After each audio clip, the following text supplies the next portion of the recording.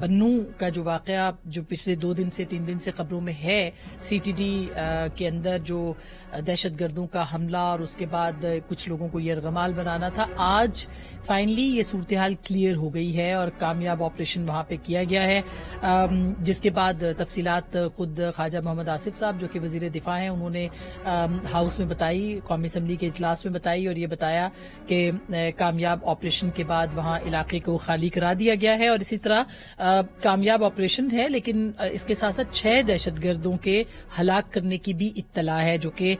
آج قومی اسمبلی میں بتائی۔ اسی طرح سے جو اطلاعات ہیں وہ یہی ہیں کہ 2 روز تک انہوں نے مذاکرات کی کوشش کی تھی لیکن یہ مذاکرات کامیاب نہیں ہوئے، اور پھر اس کے بعد سیکیورٹی آپریشن یعنی جو ادارے تھے ان کو آپریشن کی جو ذمہ داری تھی وہ تفویض کی گئی اور فائنلی آپریشن کر کے ان لوگوں کو ہلاک کیا گیا۔ سی ٹی ڈی صوبائی حکومت کے انڈر آتی ہے اور صوبائی حکومت کا امن و امان کا معاملہ ہے، اور انفارچونیٹلی آج بھی بہت تنقید ہوئی ہے قومی اسمبلی کے اندر کہ صوبائی حکومت جو ہے وہ وہاں پہ موجود نہیں، وزیر اعلیٰ مستقل لاہور میں ہے، اور جو صورتحال ہے خیبر پختونخوا میں اوور آل سیکیورٹی کی وہ خراب ہوتی چلی جا رہی ہے۔ آج محسن داوڑ جو کہ رکن قومی اسمبلی بھی ہیں اور میران شاہ سے رکن قومی اسمبلی ہیں اور این ڈی ایم کے سربراہ بھی ہیں، انہوں نے آج خطاب کیا، انہوں نے کچھ اہم نکات پہ بات کی ہے، وہ ہم آپ کو سنوانا چاہتے ہیں، اور پھر پروگرام کے اگلے حصے میں جو پنجاب اسمبلی کی صورتحال ہے اس پہ بات کریں گے۔ تو سنیے گا محسن داوڑ کیا کہہ رہے ہیں۔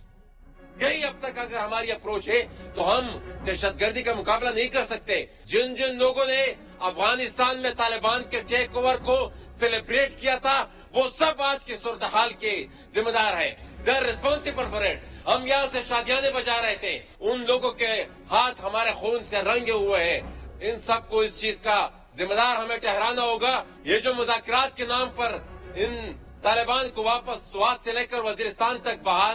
بسایا گیا، جو لوگ اس میں ملوث تھے، جن لوگوں نے بھی فیسیلیٹیٹ کیا،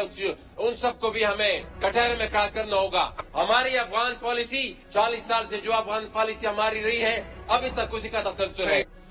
بالکل بہت اہم باتیں محسن داوڑ صاحب نے کی، اور یہ کہا کہ ہمیں اپنی پالیسیز کے اوپر نظر ثانی کرنے کی ضرورت ہے۔ اس کے ساتھ ساتھ جو لوگ سیلیبریٹ کر رہے تھے کہ دوسری طرف طالبان کا قبضہ ہو گیا ہے اور غلامی کی زنجیریں توڑنے کی بات کر رہے تھے، ان کا اشارہ عمران خان صاحب کی سٹیٹمنٹ کی جانب سے